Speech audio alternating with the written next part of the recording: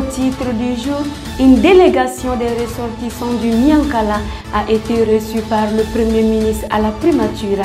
Les nouveaux membres de la Cour suprême du Mali ont prêté serment hier mardi. 225 tracteurs ont été remis aux producteurs agricoles par le président de la transition. Le Mali est en 3 jours de deuil national. Au moins 1000 morts dans un puissant séisme en Afghanistan. Mercredi 22 juin 2022, mesdames et messieurs, heureuse de vous retrouver sur ce flash d'information. Le lundi 20 juin 2022, une délégation des ressortissants du Miankala a été accueillie par le Premier ministre de la Transition, le Dr Choguel Kokala Maïga, à la primature. Cette délégation était conduite par M. Koussama Goïta et composée des chefs coutumiers et des élus de la zone. L'objectif de cette visite pour les ressortissants du Miankala était entre autres de réaffirmer leur soutien à la transition et à ces institutions de s'engager à œuvrer pour renforcer leur idéal de paix et de réconciliation nationale. C'est dans ce contexte qu'ils ont organisé un forum pour la paix et la réconciliation nationale et des séances de bénédiction pour la réussite de la transition. Le président de la transition, le colonel Assimi Goïta, a présidé hier mardi 21 juin 2022 la prestation et l'installation du président, du vice-président, du premier avocat général, des conseillers, des avocats généraux ainsi que le rapporteur public de la Cour suprême.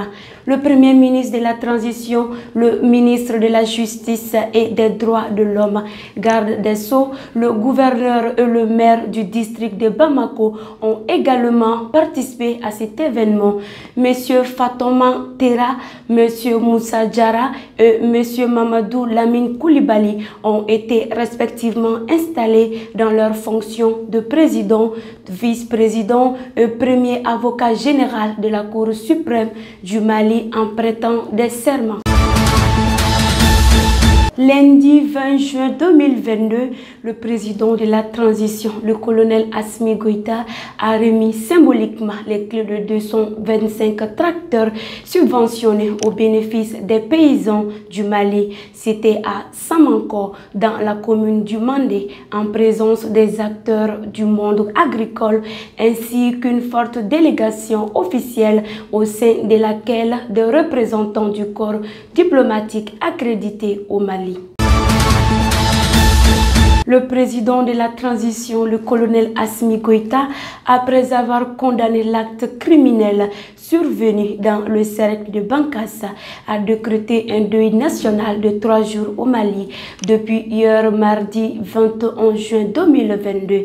C'est suite aux attaques terroristes des villages de Djalasagou, de Dianweli et de Dessagou le week-end dernier. Le gouvernement a annoncé un bilan de 132 morts, mais les sources locales affirment que ça va au-delà de ce chiffre. Ainsi, la commission de la CEDEAO a également manifesté sa compassion auprès du peuple et du gouvernement malien dans un communiqué.